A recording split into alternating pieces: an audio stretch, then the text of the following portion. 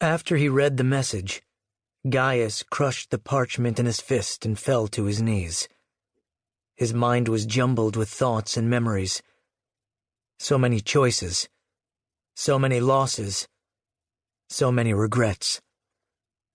He wasn't sure how long it was before the echoing sound of footsteps drew him from his painful reverie.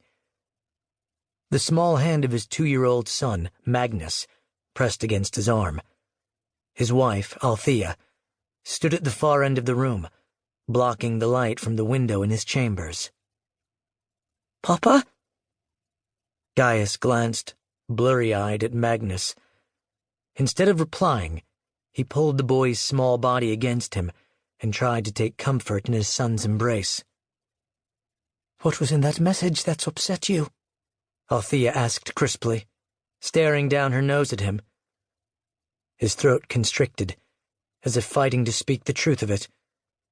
He finally pulled back from his son to glance up at her. "She's dead," he said, his words as dry and brittle as fallen leaves. "Who's dead?" He didn't want to answer questions. He didn't want to talk to his wife today, especially not about this. "Papa?" Magnus said again, confused, and Gaius looked into his son's bright eyes. "Why are you so sad, Papa?" He placed his hands on the toddler's cheeks. "It's all right," he assured the boy. "All is well, my son." Althea's jaw had tightened, and there was no kindness in her eyes. "Pull yourself together, Gaius, lest a servant happen to see you like this." And what if they did? He thought. Althea was always so concerned about outward appearances and the opinions of others, no matter who they might be. His appreciation for her attention to detail and royal decorum often outweighed his overall apathy for the woman. But today, it only made him hate her. "Take Magnus," he said, rising to his feet and fixing the stoniest of looks upon his wife. "And send for my mother.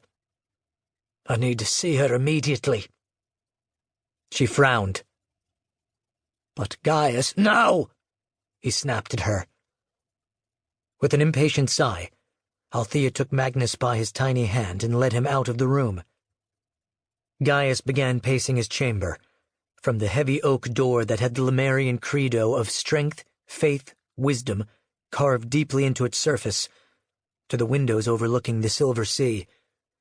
He finally stopped, silently staring down at the cold waters that crashed into the icy cliffs far below the palace window. It wasn't very long before the door creaked open behind him, and he turned to face his mother. The pained expression he wore drew her brows together. Fine lines fanned out around her dark gray eyes. "My darling," Celia Demora said, "what has happened?"